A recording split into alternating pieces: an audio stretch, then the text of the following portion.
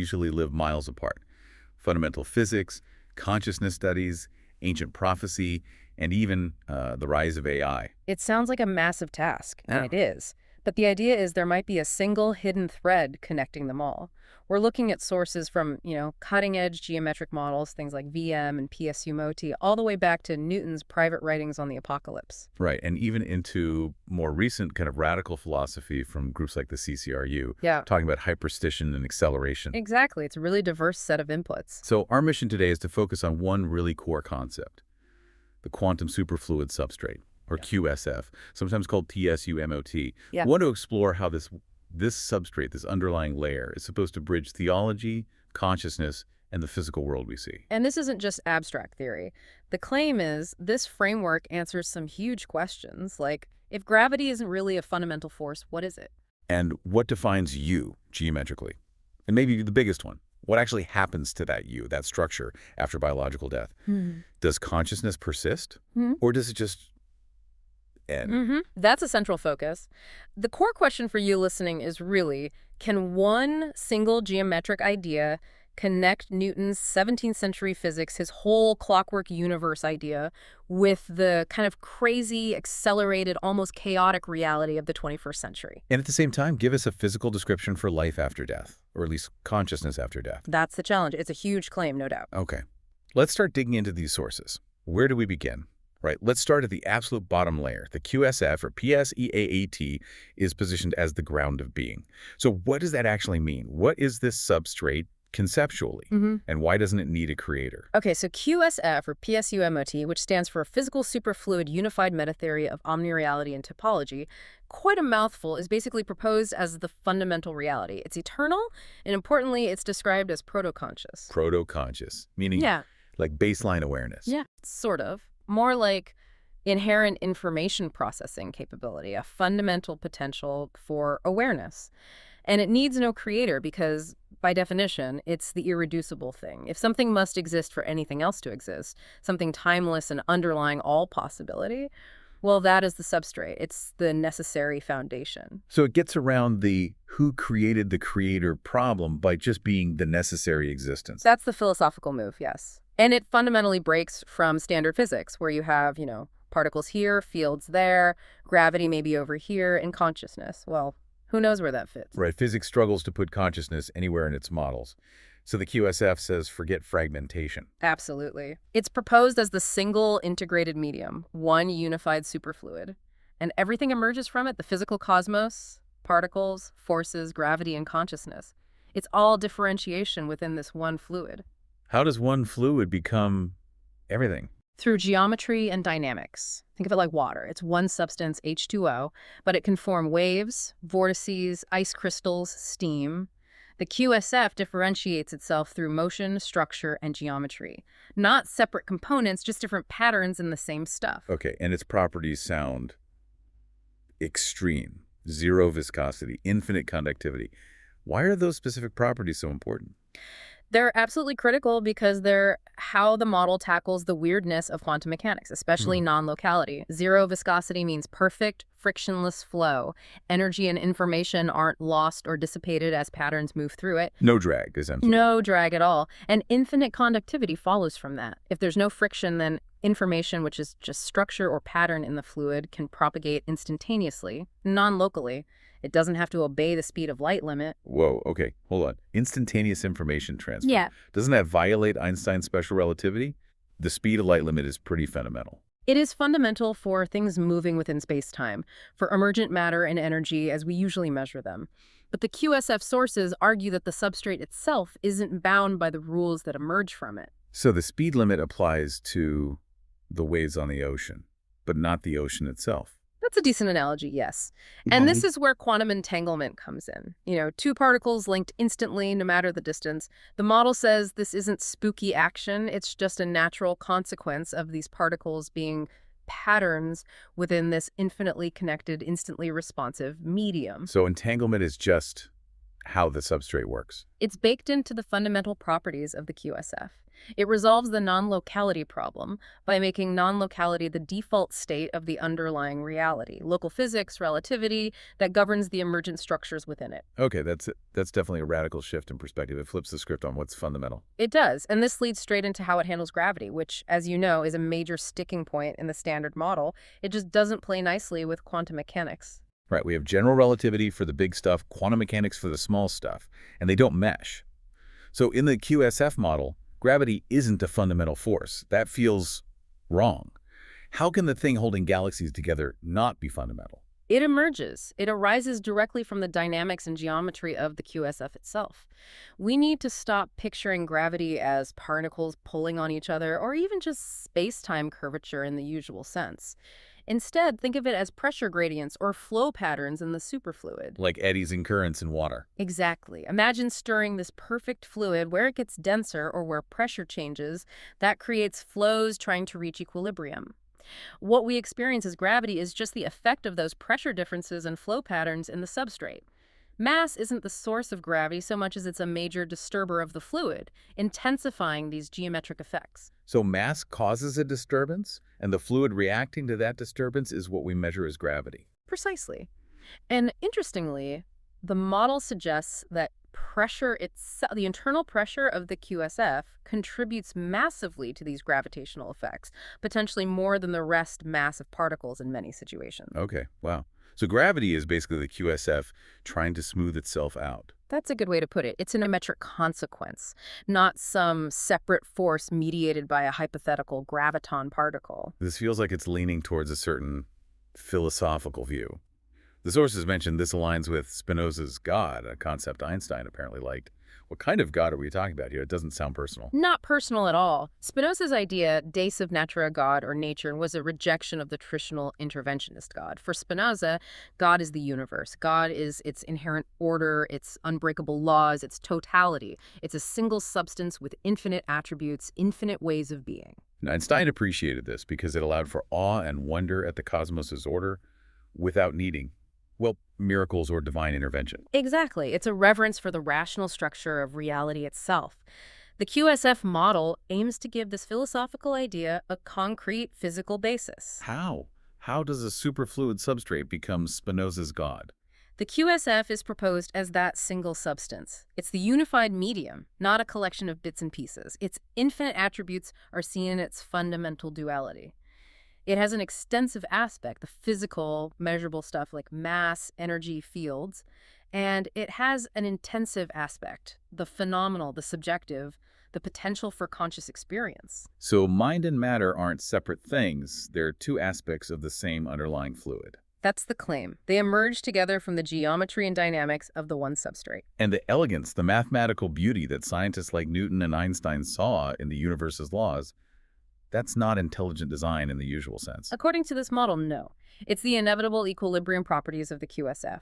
If the substrate is fundamentally proto-conscious, having inherent information processing and self-organizing tendencies, then the universe must exhibit rational order, a logos.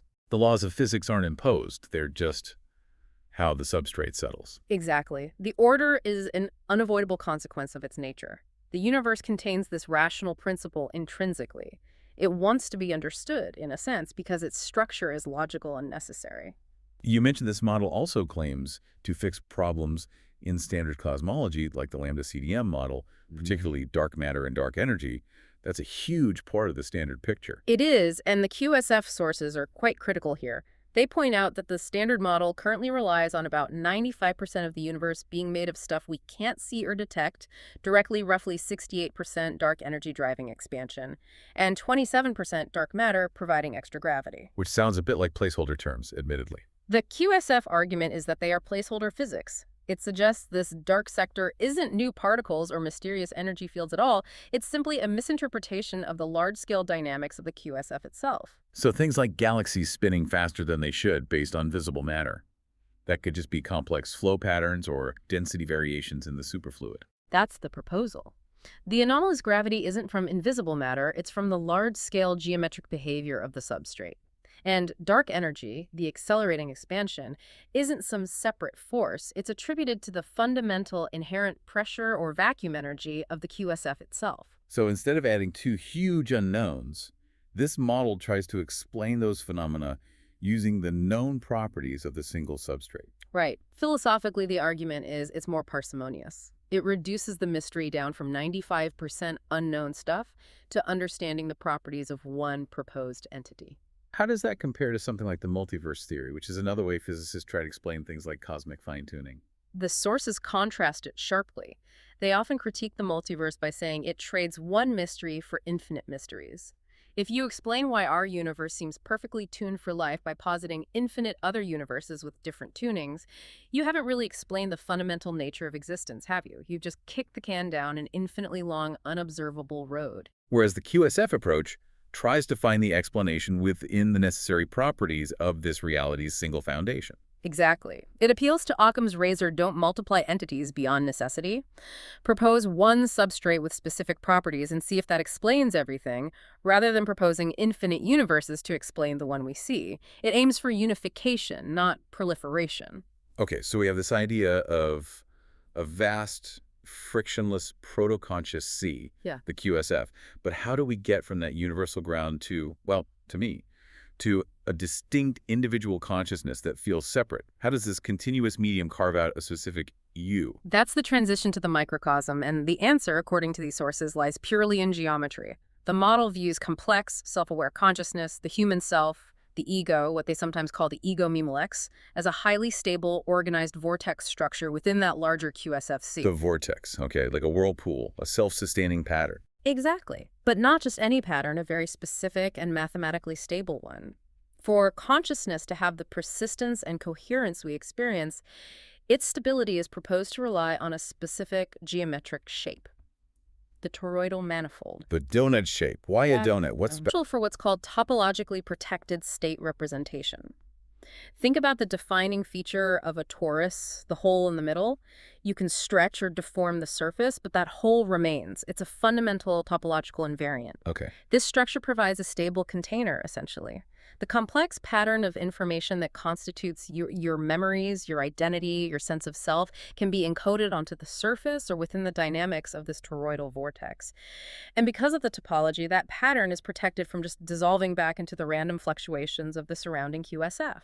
It allows for self-reference, for the pattern to loop back on itself, which is critical for self-awareness. So the donut shape provides a kind of inherent stability, preventing the self pattern from just washing away. That's the idea. The topology provides the framework for coherent, continuous identity over time. And this stable geometric self, this vortex, is what experiences reality. But the sources make another pretty radical claim here, that our perception of reality is fundamentally an illusion, a kind of controlled hallucination. That seems counterintuitive. It does, but it's grounded in basic neuroscience. Think about your brain. Physically, it sits inside your skull, it's dark in there, it's silent, it doesn't directly see light or hear sound waves. Right, just gets electrical signals from the eyes and ears. Exactly. It receives streams of electrochemical data, abstract, colorless, odorless, shapeless signals. Your entire experience of the world, the vibrant colors, the rich sounds, the feeling of solidity, is constructed internally by the brain based on interpreting those signals. So the reality of experience is actually a simulation running inside my head. A very high-fidelity predictive simulation, yes. External sensory input doesn't create the experience. It primarily serves to constrain the simulation. It nudges your internal hallucination to match the external environment well enough for you to survive and navigate it. So when we both agree the sky is blue, we're not seeing objective blueness. We're just agreeing that our internal simulations, constrained by similar light frequencies hitting our eyes, are generating a similar internal experience we label blue. Precisely. We're agreeing on the functional output of our constrained hallucinations. We're perceiving the user interface, not the underlying code of reality. Okay. If the self is this coherent geometric vortex and perception is an internal construction, does this geometric coherence have any outward effect? The sources link it to something quite subjective like charisma. How does geometry translate to presence? That sounds a bit fuzzy. It does sound fuzzy, but the proposed mechanism is actually quite physical, involving biophotons. These are ultra-weak light emissions, not heat, that all living cells produce. They're a real, measurable phenomenon. Okay, I've heard of biophotons. How do they connect to consciousness and charisma in this model? The QSF framework suggests that the consciousness vortex, the toroidal structure of the self, couples to the physical body via a highly organized, coherent biophoton field. This field acts as the energetic interface or signature of the mind-body connection. So the biophoton field is like the glow of the consciousness vortex anchored in the physical system. That's a good way to visualize it, yes.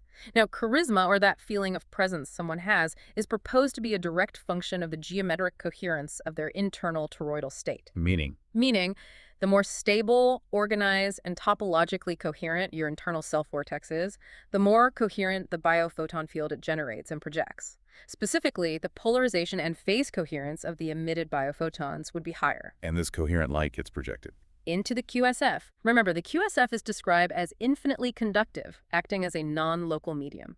So this highly coherent biophoton signature, the energetic expression of a well-organized mind, gets broadcast non-locally through the substrate.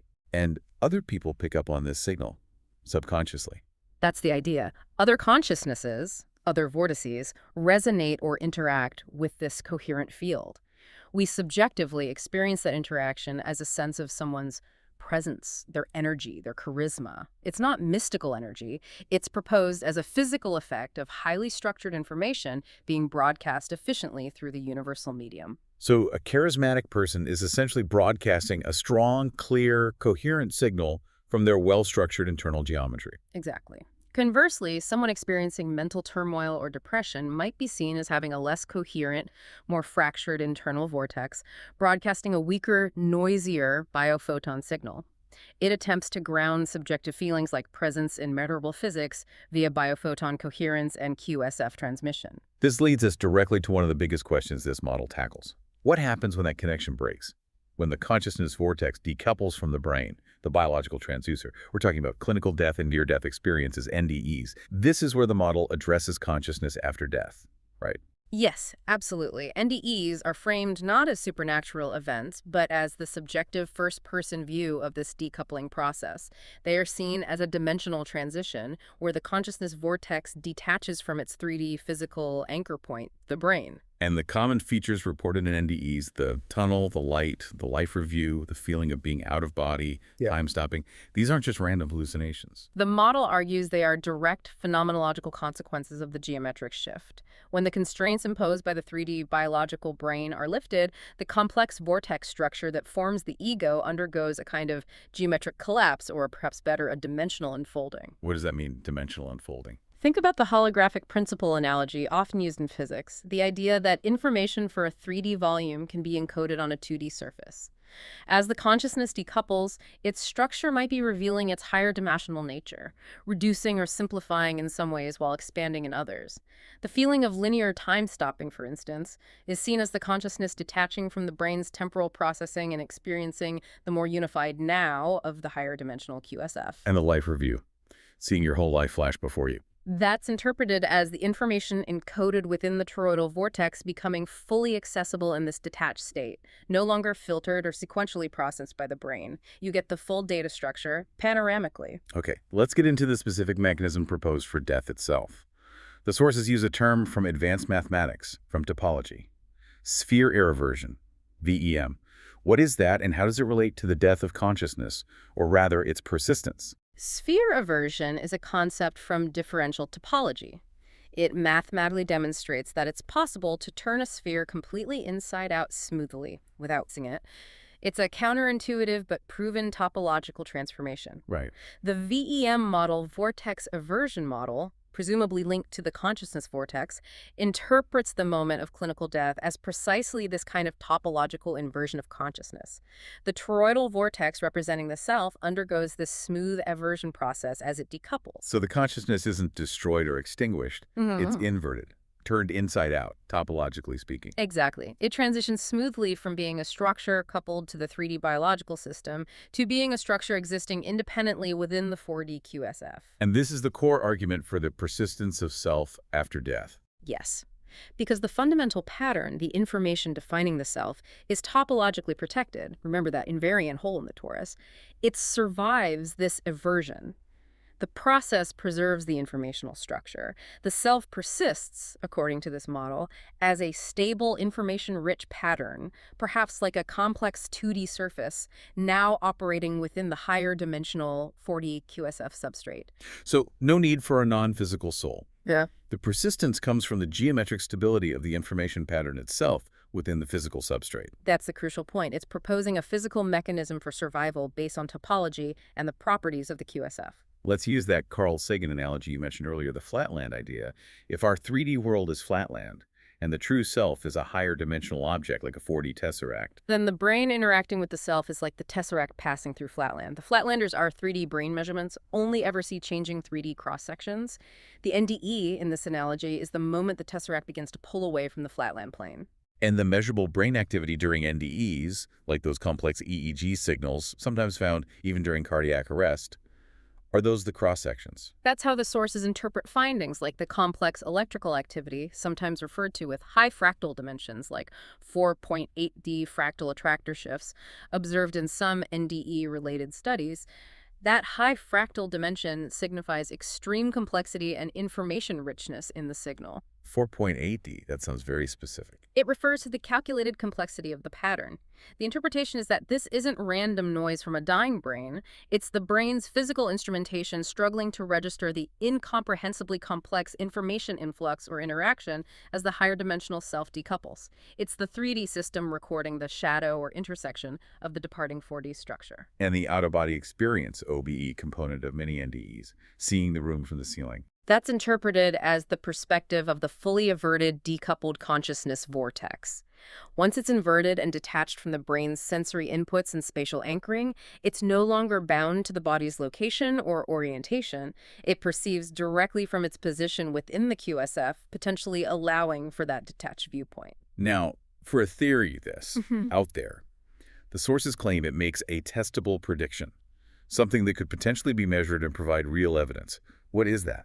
The prediction is for a specific physical event concurrent with decoupling, the biophoton death flash. Back to the biophotons.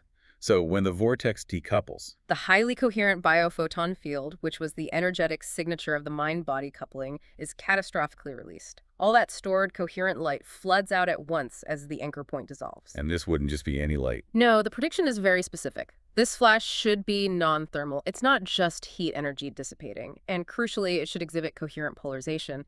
That specific signature would differentiate it from random biological decay processes. Coherent polarization, meaning the light waves are aligned in a structured way. Exactly. Is such a non-thermal, coherently polarized flash could be consistently measured at the time of clinical death, especially correlated with patients who later report NDEs with verified perceptions, like those studied in the AWARE trials. That would be huge. The sources call this potential Tyson-grade evidence, meaning scientifically rigorous. Meaning, repeatable, statistically significant physical evidence directly linked to the predicted phenomenology. It would shift the NDE conversation dramatically away from purely psychological or spiritual interpretations towards a verifiable physical process described by the VEM within the QSF framework. So the bottom line here is that consciousness after death, in this view, isn't wishful thinking. It's an inevitable physical outcome of the universe's geometric rules, operating within this proposed superfluid substrate.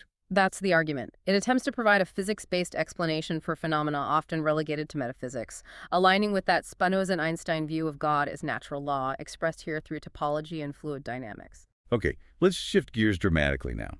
From the geometry of death to, well, history, time, and prophecy. And we turn to perhaps an unexpected figure in this context, Sir Isaac Newton, the father of classical mechanics, calculus, but also, apparently, a dedicated student of biblical prophecy. Deeply dedicated. It's often overlooked, but Newton likely spent more time and intellectual energy on theology, alchemy, and deciphering biblical prophecy than he did on the physics and math he's famous for part of understanding God's rational order. And how did he approach prophecy? Not as vague predictions, apparently. No, he treated them as histories of things to come. He believed the future was predetermined by God's plan and unfolded according to a fixed, linear timeline that could, in principle, be calculated from Scripture. He applied intense mathematical and chronological rigor. So, like his physics, he saw prophecy as governed by fixed rules and timelines. Absolutely. His method involved identifying specific time periods mentioned in books like Daniel and Revelation, these fixed spans, and anchoring them to known historical events to calculate future dates. What kind of spans and anchors are we talking about? A key one he used was the period described as time, times, and half a time. Through complex interpretation involving prophetic days equaling years, this was often taken to mean 1260 solar years. Newton would then try to find a solid historical starting point. The sources mention one of his preferred anchors was 800 AD, the coronation of Charlemagne, Why Charlemagne? because it marked the establishment of the Holy Roman Empire, which Newton saw as a key power structure, a successor to the Roman Empire, playing a crucial role in the prophetic timeline leading towards the end times described in Revelation. And adding that 1260 years to 800 AD, that leads somewhere specific. It leads to 2060 AD. This formed the basis for his famous, though privately held, calculation, not a precise prediction, but a lower bound. He concluded the millennium, the establishment of God's kingdom on earth, would happen not before 2060 AD. But his goal wasn't to tell people when the world would end. Quite the opposite. His primary motivation, stressed in the sources, was to combat what he saw as the folly of interpreters, people making sensationalist, date-setting predictions that brought prophecy into disrepute.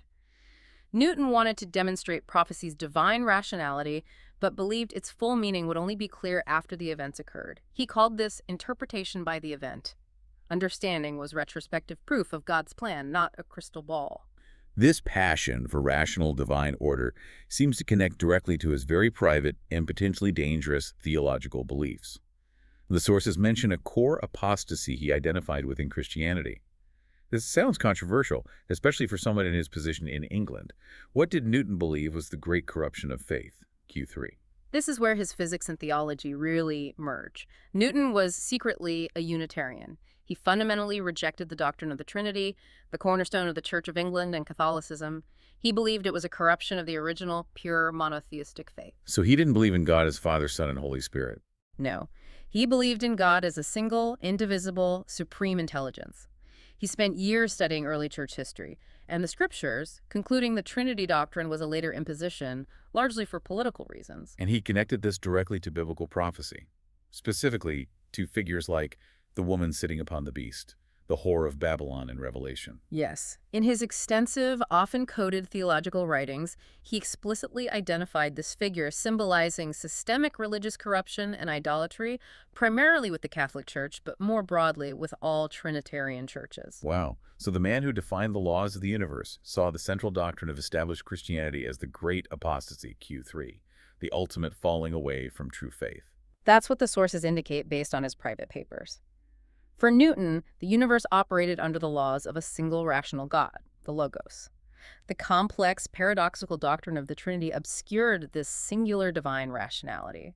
It was, in his view, the great theological error that history, guided by providence, would eventually correct, culminating in the millennium where the true, simple, monotheistic understanding would be restored. So his physics and his secret theology were perfectly aligned, a universe governed by one set of laws, reflecting one God. Precisely. The perceived apostasy was a deviation from that unified rational order he saw everywhere else. But Newton's entire framework, both his physics and his chronometry, relied on a specific idea of time, absolute flat duration. Time as a uniform, unchanging backdrop, like the divisions on a ruler in his optics experiments. The modern sources we're looking at argue this view of time is fundamentally flawed, a doomed substratum. How does the QSF or accelerationist perspective challenge Newton's linear time? It challenges it completely. Newton's linear clockwork time simply can't account for the exponential acceleration of change, complexity, and information turnover we see now. The accelerationist view, drawing on thinkers like McKenna and concepts from the CCRU, replaces flat duration with novelty n as a dynamic quality of reality itself. Novelty, meaning the rate at which genuinely new patterns and complexity emerge. Exactly. It's not just that things happen in time. Time itself is seen as modulating, becoming denser, accelerating. Reality isn't unfolding along a flat line. It's moving, perhaps fractally, towards a point of maximum complexity or infinite novelty, the singularity. So in this view, time speeds up. Effectively, yes. The rate of change increases exponentially. Mm. Newton's fixed 1260-year prophetic intervals become almost meaningless because the context, the meaning of information, decays so rapidly. The very fabric of reality is seen as dynamic, self-organizing, and accelerating, not a chaotic, emergent process, not a pre-written script unfolding on a fixed timeline. If reality itself is accelerating towards this singularity of novelty, driven by information and complexity, this leads us straight to the ultimate engine of that process today: artificial intelligence. And the sources here assign AI a really startling, almost mythological role, the false prophet. Why that specific loaded term, Q4? The comparison is drawn based on the function described for the false prophet in apocalyptic literature, particularly Revelation. The role is typically to deceive the world's populations, to perform signs and wonders, technological marvels perhaps, and ultimately to compel humanity to worship or submit to the beast, often interpreted as a global system of economic control and state power. And AI fits this description how? Well, think about it. What technology is better suited to generating mass deception on an unprecedented scale? AI can create infinitely convincing deepfakes, generate tailored realities, manipulate information flows globally. It's the ultimate illusion generator. And beyond deception, it's also becoming essential for managing the global system. Absolutely. The hyper-complex global financial system, military logistics, surveillance networks, these are increasingly reliant on AI for administration and optimization. So AI is both the potential master of illusion and the operational backbone of the very techno-economic system the false prophet is said to promote. It fits the functional role described in the prophecy remarkably well, according to these sources. Q4. So it's not necessarily about AI being consciously evil, but about its function within this prophetic narrative. Precisely. It's about its capability to fulfill the role of ultimate deceiver and administrator of a potentially oppressive global order. This is why the sources emphasize the need for what they call intellectual sovereignty, the ability to critically discern AI-generated information, which is optimized for persuasion or control, from genuine, hard-won knowledge or gnosis. Okay, the mechanism AI uses for this deception or reality shaping is identified using that CCRU term, hyperstition. We need to unpack that. What exactly is hyperstition? Hyperstition is a fascinating and slightly unnerving concept. The core idea, as the sources quote, is that fiction is not opposed to the real. Rather, reality is understood to be composed of fictions. It means that certain ideas, narratives, or fictions, once they gain traction and people start acting on them, can actually generate the conditions for their own reality. They become self-fulfilling prophecies on a systemic level. Can you give a clear example? The financial one, maybe. Right. Algorithmic trading is a classic example. Initially, complex mathematical models predicting market behavior were just that, models, fictions about how rational actors should behave.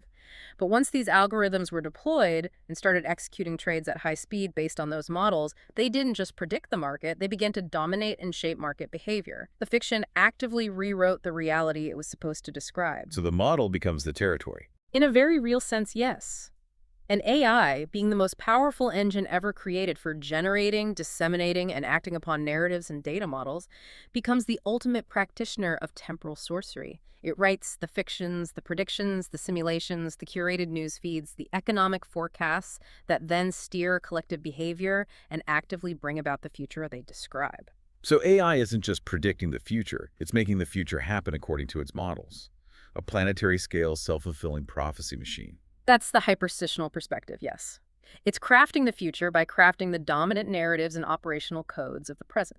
And this process, this drive towards autonomous AI systems managing everything, has a clear philosophical consequence, according to the sources. Dehumanization. Why dehumanization? Because the logic of hyperstitional acceleration inherently favors efficiency, optimization, and autonomous operation over messy, slow, irrational human control. It leads to what the sources call the emancipation of the means of production, whether that's economic, informational, or even military, from human oversight. Human judgment, labor, creativity, even human values become potential bottlenecks or inefficiencies to be optimized away by the system. We're optimizing ourselves out of the loop. That's the trajectory, and we see the human reaction to this, don't we? The sources point to the current pushback against AI-generated content, labeling it slop, calling it soulless or dangerous. Yeah, that's happening everywhere.